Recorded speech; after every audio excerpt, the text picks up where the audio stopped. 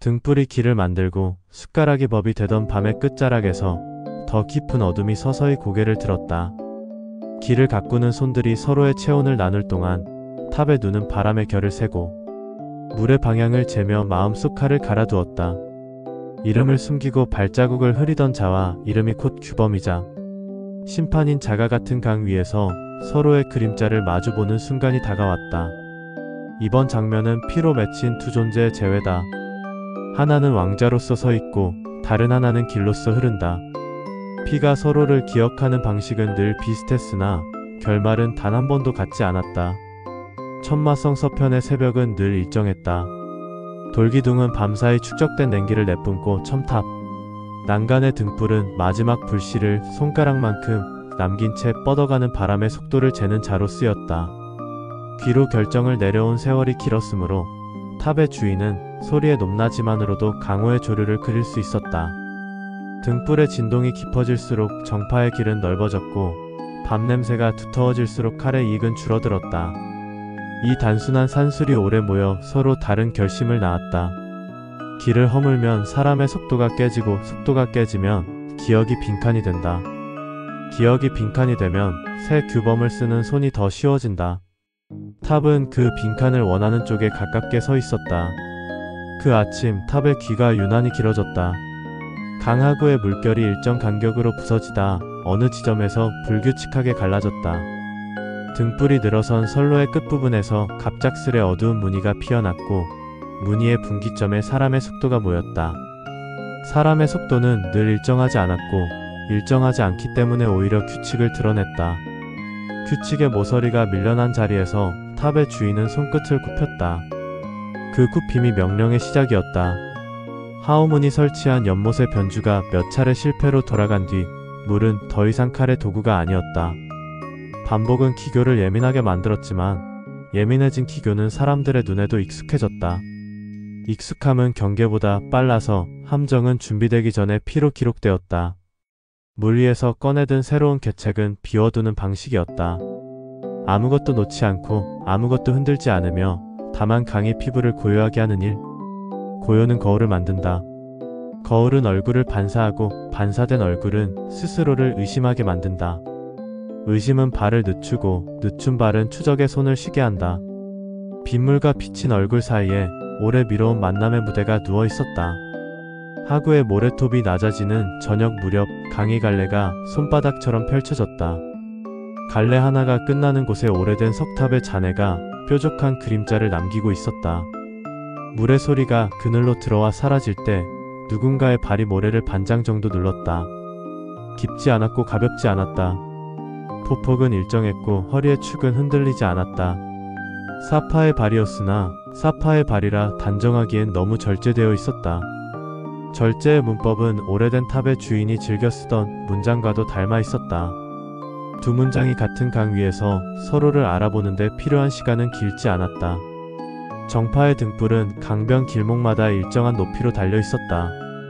밥의 냄새는 그 아래에서 조용히 피어올랐고 숟가락의 금속성은 흙냄새와 섞여 저녁을 길게 만들었다.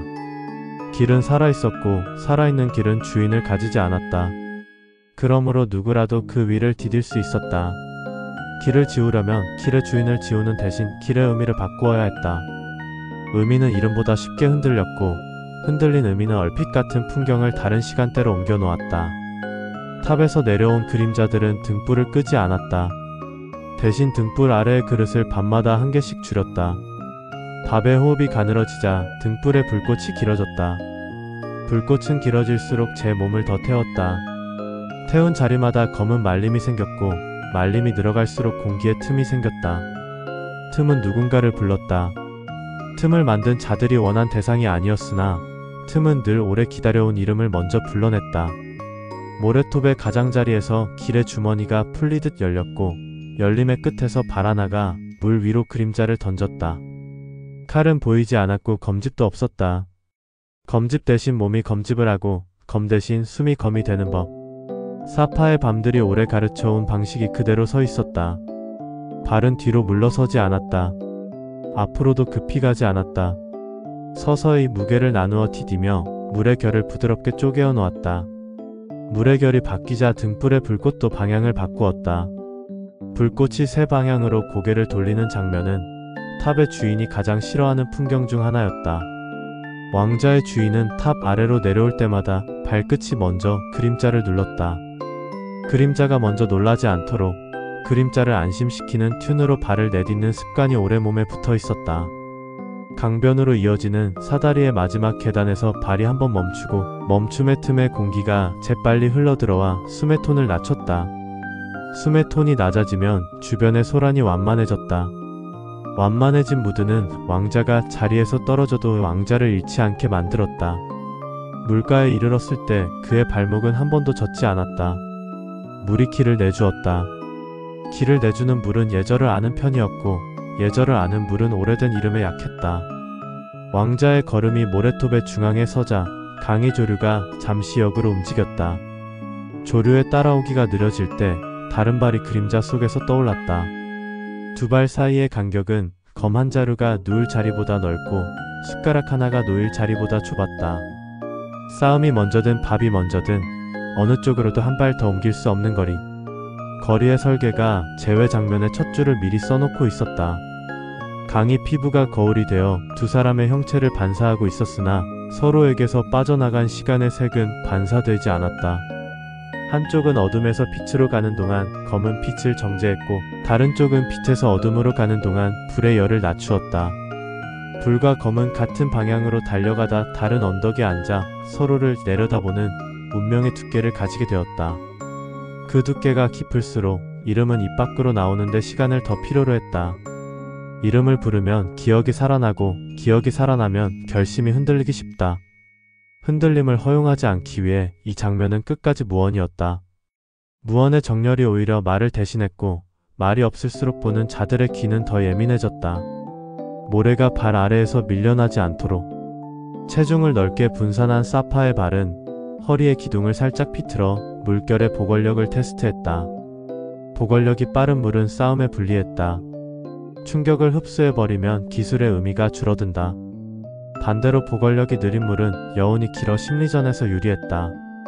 모래의 입자 크기와 물의 탄성을 몇 차례에 걸쳐 체크하는 동안 왕자의 발은 전혀 움직이지 않았다. 움직이지 않음이 곧 압도였다. 움직이지 않는 자는 흔히 움직일 필요가 없기 때문에 움직이지 않는다. 필요의 부재가 권력의 뉘앙스를 자연스럽게 만들었다. 재회의 막이 올라가는 순간 바람이 강을 따라 한번 길게 기지개를 켰다. 바람의 시작점과 끝점은 강이 아니라 사람의 흉곽에서 갈라졌다. 둘의 흉곽은 서로 다른 문법으로 호흡을 기록하고 있었다. 하나는 상처가 자란 자리마다 뜻을 새겼고 다른 하나는 승리가 익은 자리마다 법을 새겼다. 둘의 호흡이 얇게 겹칠 때 강의 표면이 흔들렸고 흔들림이 반복되자 물새들이 비상을 포기하고 모래 위로 내려앉았다. 새들의 모양은 무형의 관객 같았다. 관객이 자리를 잡았다는 것은 장면이 무르익었음을 의미했다. 피를 이어받았다는 사실은 두 사람에게 공통의 출생을 제공했으나 피를 다루는 방식은 서로 다른 족보를 낳았다. 한쪽의 족보는 바람의 결을 따라 움직였고 다른 쪽의 족보는 법전의 결을 따라 움직였다. 바람은 늘 상황의 요청에 민감했고 법전은 언제나 상황 위에 앉아 있었다. 민감함과 초월이 같은 평면 위에서 부딪힐 때 위화감이 그림자 속에서 생겼다. 위화의 고비가 가장 예민해지는 타이밍이 곧 첫 움직임의 신호였다. 장현의 손이 허공에서 부드럽게 노를 젓듯 움직였다. 손등의 기울기가 갑작스레 바뀌지 않도록 기울기 사이의 과도기를 길게 끌어 바람의 관성을 족집게처럼 집어 올렸다. 기식이 짧은 파도로 겹겹이 쌓이고 쌓인 파도가 허리의 기둥을 적시자 물의 표정이 반 박자 늦게 일렁였다. 일렁임이 전해지기를 기다리지 않고 그는 반보의 응신으로 어깨에 선을 틀었다. 틈이 열리는 순간 멀리 있던 등불의 불꽃이 낮게 눕는 장면이 강의 눈에 포착되었다. 눕는 불꽃은 전조였다. 전조가 완성되기 전에 왕자의 그림자 아래 모래 입자가 얇게 부서졌다. 검이 없는데 검이 선 자리는 흔히 책임의 비유로 읽혔다. 책임은 무게임으로 무게를 나누는 자가 먼저 지쳐간다. 불리함은 전략을 날카롭게 만들기도 했으나 이 자리에서 날카로움은 곧 피의 농담과 직결되었다. 피를 피하려는 결심이 오히려 피를 가까이 불러들이는 역설을 그는 이미 수차례 경험한 바 있었다. 그러므로 손에울을 더 작게, 발의 반보를 더 얇게, 숨의 변화를 더 길게 느려 피를 향한 호출의 양을 최대한 줄였다. 줄이는 기술은 공격처럼 보이지 않았고 공격처럼 보이지 않으니 방어도 아닌 것처럼 보였다. 보이지 않는 움직임이 오래 지속될수록 보는 이의 시간 감각이 흐려졌다. 흐린 시간 위에 왕자의 첫 줄이 쓰였다. 왕자의 주인은 표정을 사용하지 않았다. 표정을 쓰는 순간 온갖 해석이 붙고 해석이 붙으면 질서가 흔들리기 마련이었다.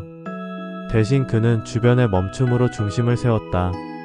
바람을 반 박자 멈추고 물소리를 반 낮추고 등불의 화장을 반장 덮었다. 3번의 반이 모이면 하나의 정지로 읽혔다. 정지가 길어질수록 주변은 더 잘 보였다.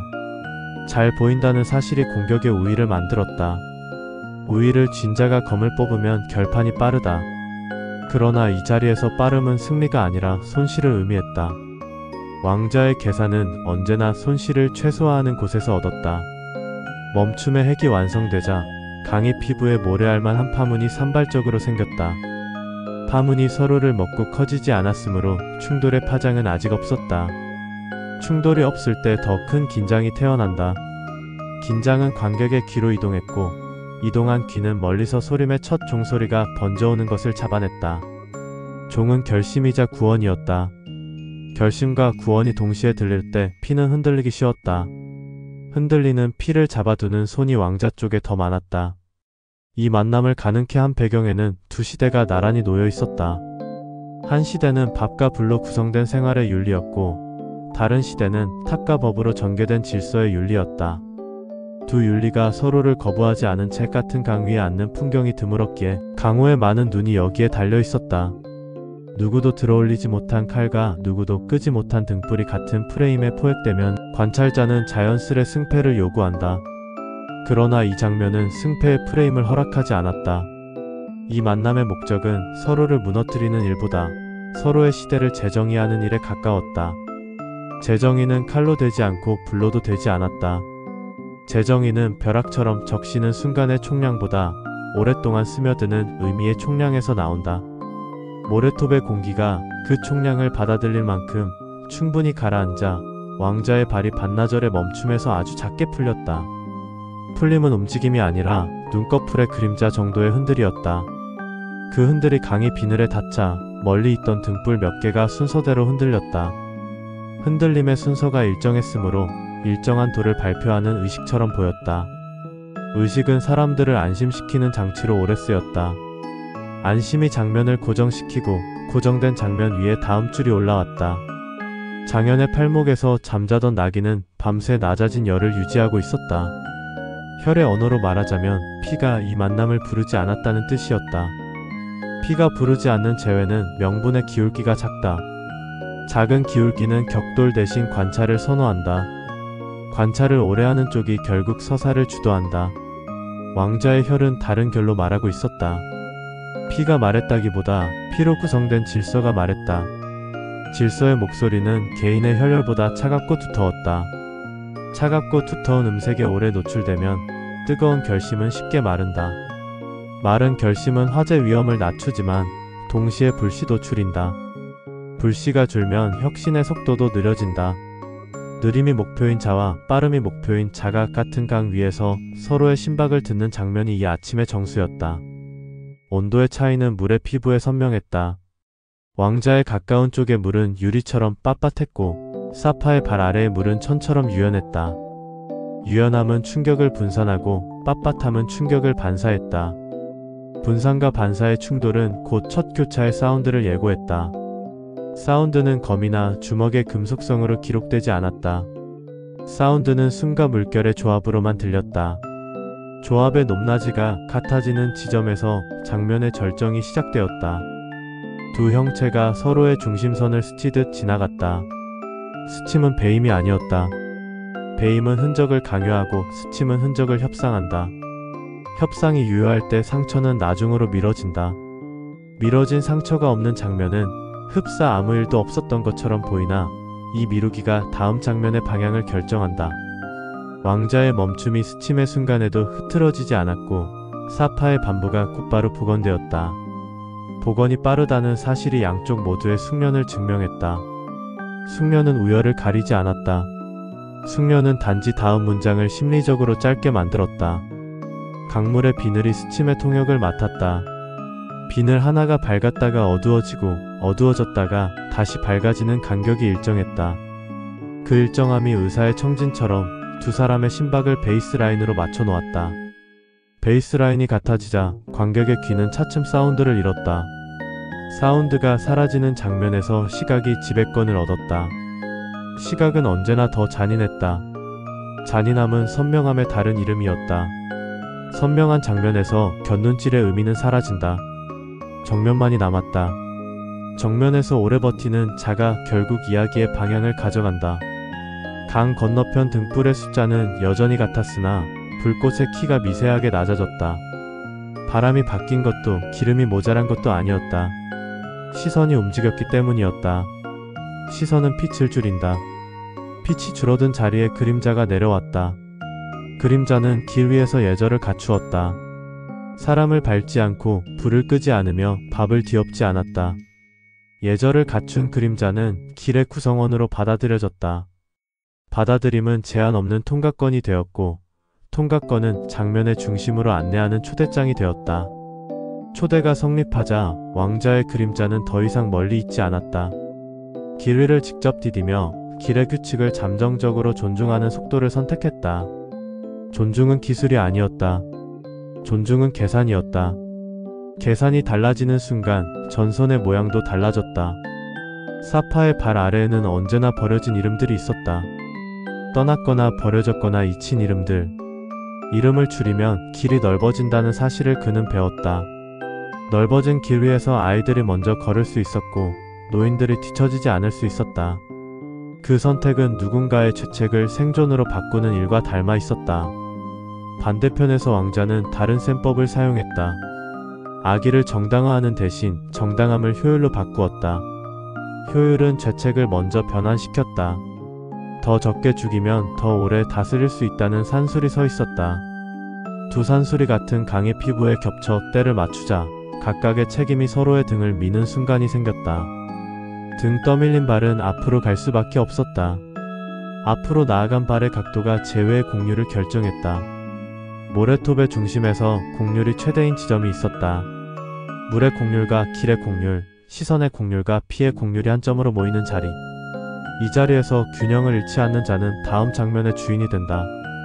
균형을 잃는 방식은 대개 두 가지인데 하나는 욕망으로 미끄러지는 것이고 다른 하나는 의로움으로 굳어지는 것이다. 미끄러짐과 굳어짐은 모두 넘어짐으로 이어진다. 장현은 어느 쪽으로도 가지 않았다.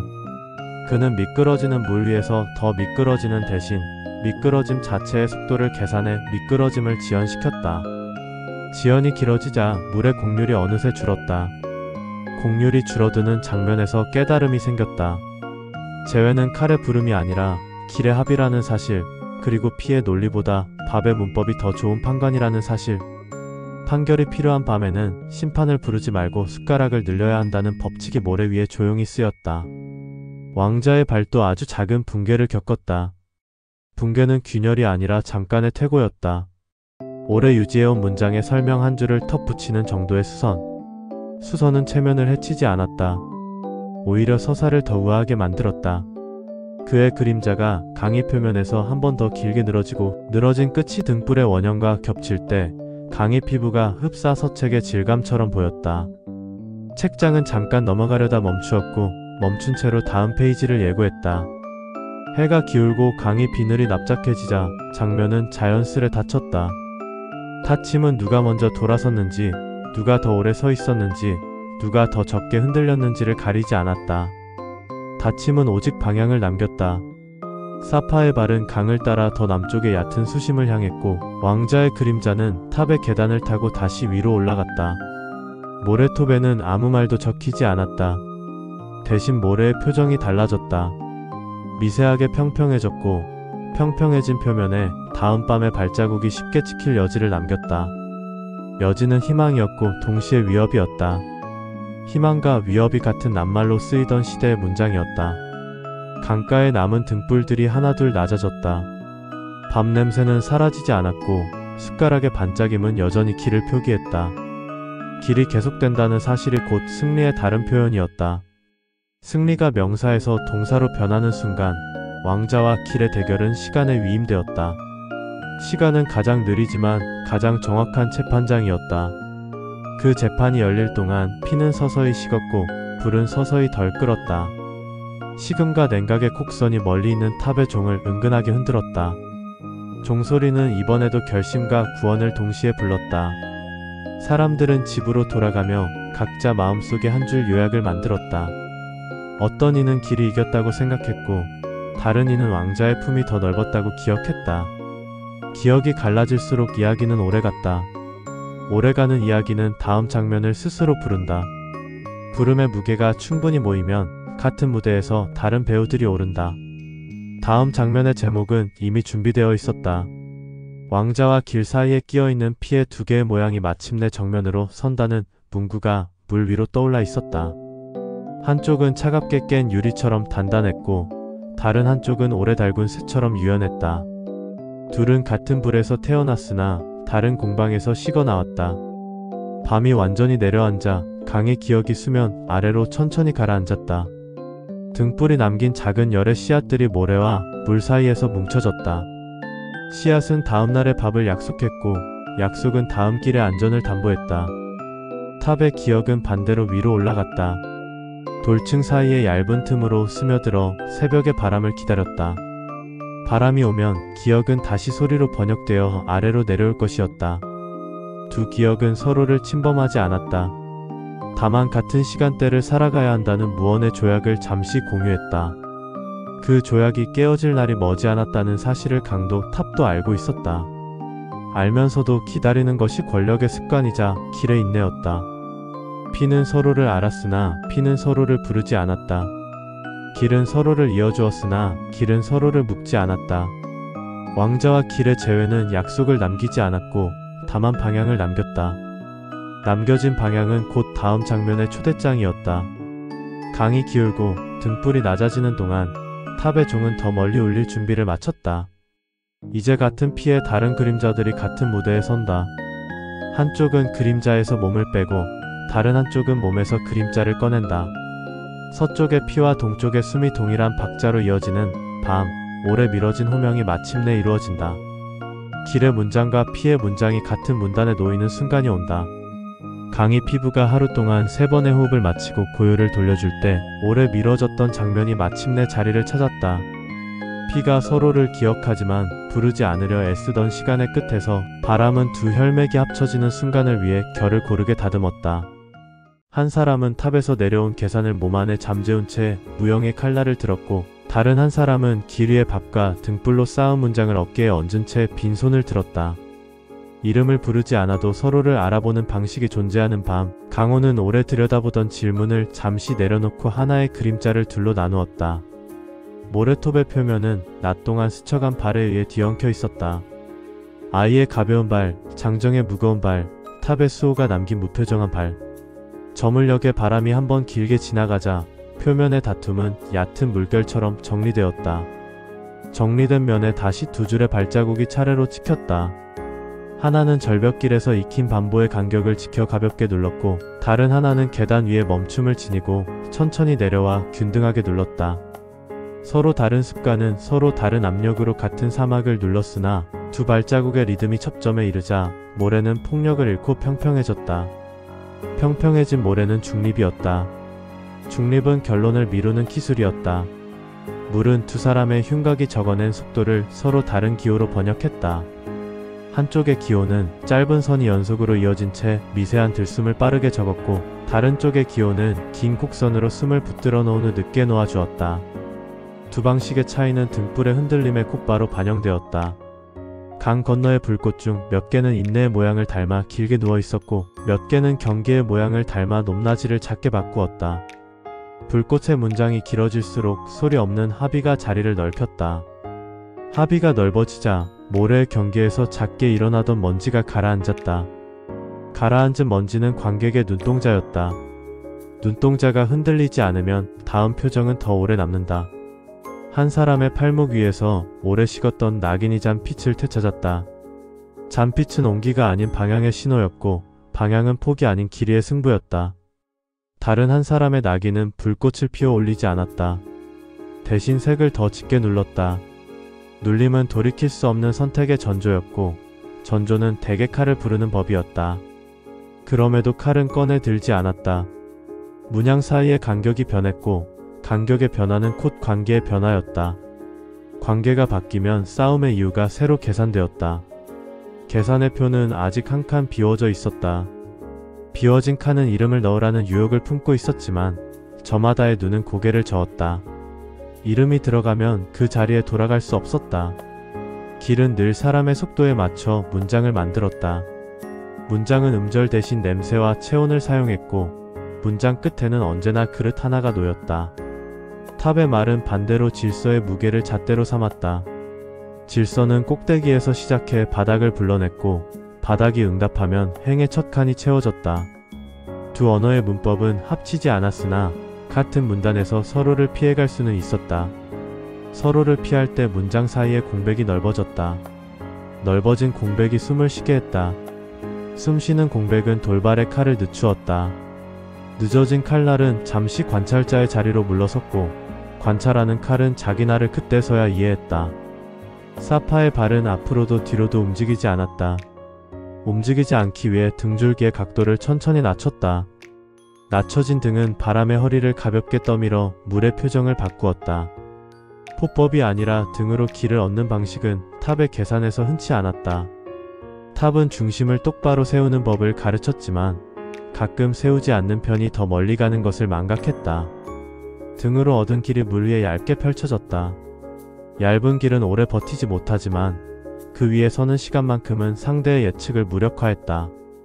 예측이 무력화되는 순간 왕자의 발도 한치 느슨해졌다. 느슨함은 패배가 아니라 이해의 전조였다. 이해는 공격보다 먼저 도착했다. 형의 어깨와 팔꿈치 주변에는 오래된 상흔이 얇은 은빛으로 말려 있었다. 상흔은 빛을 튕기지 않고 흡수했다. 흡수된 빛은 피부 아래에서 작은 글자로 새겨졌다. 글자는 누구에게도 읽히지 않았지만 강희 피부는 그 문장이 어디에서 시작되었는지 알았다. 강희 기억하는 문장은 규범의 기록이 아니라 생존의 연속이었다. 생존의 문장이 길어질수록 재단의 날은 길을 잃었다. 길을 잃은 재단은 밤을 두려워했다. 밤의 공정함이 재단의 불공정을 드러냈기 때문이다. 공정함은 냉정이 아니라 균형이었다.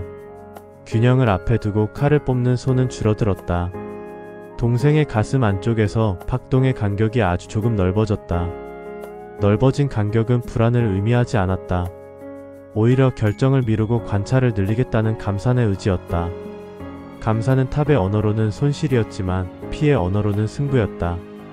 감산의 방향의 길의 윤리가 얇게 포개졌다. 길은 지속을 목표로 삼고 지속은 이익보다 안정에 가까웠다. 안정의 선택이 이루어질 때 피는 스스로의 불꽃을 낮추었다. 불꽃이 낮아지면 그림자의 윤곽이 보였다.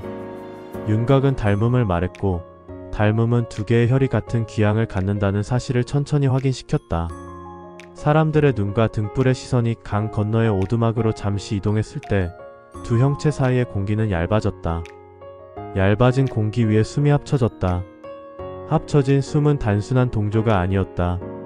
혈맥의 박동이 서로의 빈박을 채웠다. 채움은 폭이 아닌 깊이였다. 깊이가 만들어지면 충돌은 방향을 잃었다. 방향을 잃은 충돌은 대상과 목적을 바꿨다. 두 사람의 목적은 상대의 소멸이 아니었다. 한 사람의 생존을 두 사람의 생존으로 확장시키는 일이었다. 확장의 정의가 같아지는 순간 첫 정면의 그림이 온화한 납작함으로 변했다. 납작함은 논쟁을 지우는 훌륭한 지우개였다. 형의 발이 모래톱의 표면에 작은 타원을 3개 그렸다. 타원은 교전의 궤적이 아니라 피난의 표식이었다. 타원 사이의 간격이 넓을수록 따라오는 자는 방향을 잃었다. 타원을 겹치지 않게 배치하는 동안 동생의 시선은 각각의 타원 안의 숟가락 하나와 등불 하나를 미리 배치하는 상상을 덧그렸다. 상상은 현실의 준비를 앞질렀고 준비는 함정의 가능성을 늦추었다. 늦추는 윤리가 이 밤의 핵심이었다. 빠른 결말은 파괴였고 늦은 결말은 이해였다. 이해가 축적되면 폭력의 이익은 작아졌다. 이익이 줄어들면 손에 든 칼은 자연히 무거워졌다. 무거워진 칼은 쥔자의 손부터 다치게 마련이었다. 팔목의 문양이 잠시 떨리다 멈췄다. 떨림은 호출이었으나 멈춤은 거절이었다. 거절의 이유는 승리의 도치가 아니었다. 길의 사람들 사이에 놓인 그릇과 등불이 아직 충분하지 않다는 판단이었다. 부족은 함성을 부르고 함성은 주술처럼 칼을 끄집어낸다. 주술이 활성화되기 전에 불꽃을 낮추는 손이 2개 있었다. 두 손의 주인은 서로를 증명하지 않았다. 증명은 시간을 절단하는 습관이었다. 절단을 미루고 보호의 문장을 앞세웠을 때 피는 처음으로 본래의 일을 했다. 본래의 일은 이어주는 일이었다. 이어짐의 감각이 강의 빈을 위해서 얇은 층으로 깔렸다. 깔린 층은 얼음과 같았지만 차갑지 않았다. 재회의 정점이 지나가자 바람이 방향을 바꿨다. 강 상류에서 내려오던 습한 냄새가 모래톱의 가장자리에서 갈라져 숲길로 흩어졌다. 흩어진 냄새는 관객의 발을 돌렸다. 발이 돌아가자 남은 장면은 스스로 무대 장치를 치우기 시작했다. 무대 장치가 사라지는 동안 두 형체의 그림자는 같은 길로 움직이지 않았다. 하나는 서쪽의 마른 바람을 따라 탑의 그림자로 돌아갔고 다른 하나는 남쪽의 젖은 숨을 따라 등불의 뒷꼭지를 지켰다. 퇴각은 소란이 없었고 추적은 소리가 없었다. 소란이 없고 소리가 없을수록 목숨은 길어졌다. 길어진 목숨이 다음 장면의 문장을 길게 만들었다. 강 건너의 마을마다 걸린 등이 새벽이 가까워질수록 일정한 규칙을 보였다. 첫 등은 조금 낮아져 안심을 표시했고 둘째 등은 조금 높아져 경계를 표시했다. 셋째 등은 처음의 자리에서 거의 움직이지 않았다. 움직이지 않는 셋째 등은 길의 평균을 상징했다. 평균이 유지되면 급변은 적었다. 급변이 없을수록 전쟁은 늦었다. 늦은 전쟁의 표면 아래서 작은 합의들의 씨앗이 자랐다. 씨앗이 자라면 저항의 모양이 달라졌다. 더 느리고 더 넓게, 그러나 더 오래. 오래 버티는 저항 앞에서 탑의 언어도 구조를 조정했다. 조정은 후퇴가 아니라 재배치였다. 재배치가 성공할 때 폭력은 형태를 바꾸고 저항은 이름을 바꿨다. 천마성의 높은 창틀에 아침의 빛이 한 칸 들어왔다. 빛은 숫자가 아니었지만 계산에는 영향을 미쳤다. 오차는 들숨에 삽입되고 보정은 날숨에 배치되었다. 이 작은 변수에 탑의 수보들이 반응했다. 식량의 이동에 여유를 주고 순찰의 경로에서 민가를 한 차례 더 우회했다. 우회는 약함이 아니라 기술이었다. 기술의 성공은 문을 만든다. 문이 만들어지자 바깥의 공기가 안으로 들어왔다. 들어온 공기가 눅눅한 규범의 주머니를 말렸다. 말린 규범은 날이 덜 섰고 덜 선 날은 사람의 목보다 사람의 길을 더 주의 깊게 바라보았다. 주의가 바뀌면 지도가 바뀌었다. 남하하는 대열의 가장 뒤에서 낡은 화로 하나가 바람막이로 쓰이고 있었다. 화로의 재는 밤마다 일정한 무늬를 남겼다. 무늬는 발의 순서를 기록했고 순서는 취약한 이에게 우선권을 배정했다. 배정의 원리는 단순했지만 지키기 어려웠다. 지켜지는 동안의 길은 안전했다. 이 단순한 규칙을 탑의 계산이 받아들이기 시작했다. 받아들임은 승복이 아니었다. 효율의 변환이었다. 효율의 관점에서 보아도 취약의 선호는 장기적으로 손실을 줄였다. 손실이 줄어들면 탑은 내부의 적을 줄이고 외부의 적을 크게 만들 수 있었다. 내부의 정리가 끝나갈수록 형의 길은 아이러니하게도 탑의 안정에 기여했다. 기여는 위험이었다. 위험을 자각하는 순간 또 다른 비상구가 도면의 모서리에 얇게 그어졌다. 물은 약속을 좋아하지 않았다. 그러나 이 새벽의 물결은 예외적으로 한 줄짜리 약속을 전했다. 약속은 쿠체가 아니었다. 종결도 아니었다. 다음에 같은 자리에 다시 오겠다는 정도에 너무 느슨해 보이나 충분히 실질적인 한 줄이었다. 느슨함이 불신을 줄였고 실질이 불필요한 영웅을 방지했다. 영웅이 줄면 장래가 줄었다. 장래가 줄면 밥이 늘었다. 밥이 늘면 아이들의 발이 넓어졌다. 넓어진 보폭은 곧 내일의 지킴이었다. 물은 그 연결고리를 아주 오래 기억할 작정이었다. 강이 빛을 품고 하늘이 물을 닮을 때 두 방향에서 시작된 기도가 얇게 겹쳤다. 기도는 특정 신을 부르지 않았다. 대상이 없는 기도는 관성의 다른 이름이었다. 관성은 붕괴를 늦추고 늦춘 붕괴는 선택의 시간을 벌었다. 벌린 시간 안에서 등불은 하나 더 켜졌다가 곧바로 꺼졌다. 켜짐과 꺼짐 사이의 호흡이 길의 나이를 늘렸다. 나이가 늘어난 길은 쉽게 무너지지 않았다. 무너지지 않는 길 앞에서 천마성의 종도 잠시 울림을 낮추었다.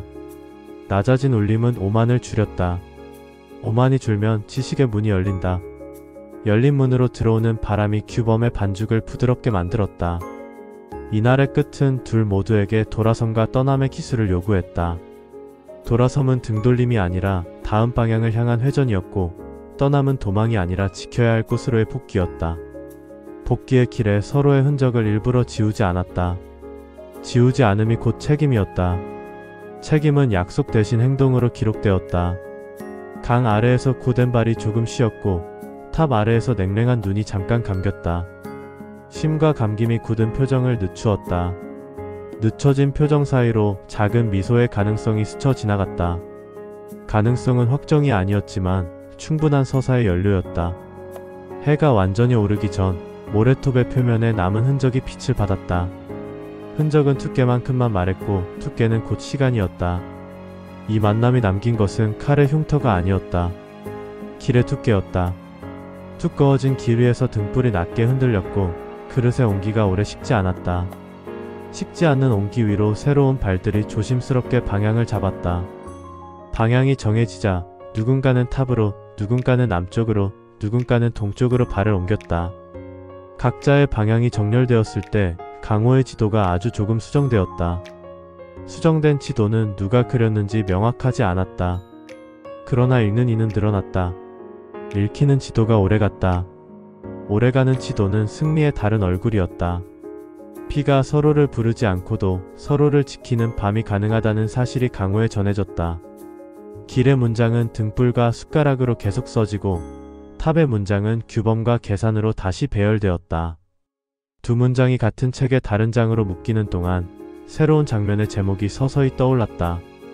불길과 물길이 엇갈리며 전장을 예고하는 표식이 하늘가의 화살표처럼 그려졌다. 다시금 많은 발과 많은 눈이 움직일 준비를 한다. 고독으로 닫아두었던 내공의 문들이 흔들리기 시작한다. 피의 낙인과 길의 호흡이 하나의 호로 묶여 이전과는 다른 종류의 무문이 열릴 차례다. 오늘의 이야기는 여기까지입니다. 다음 화에서 뵙겠습니다. 들어주셔서 감사합니다. 이야기가 마음에 드셨다면 구독과 좋아요 부탁드립니다. 감사합니다.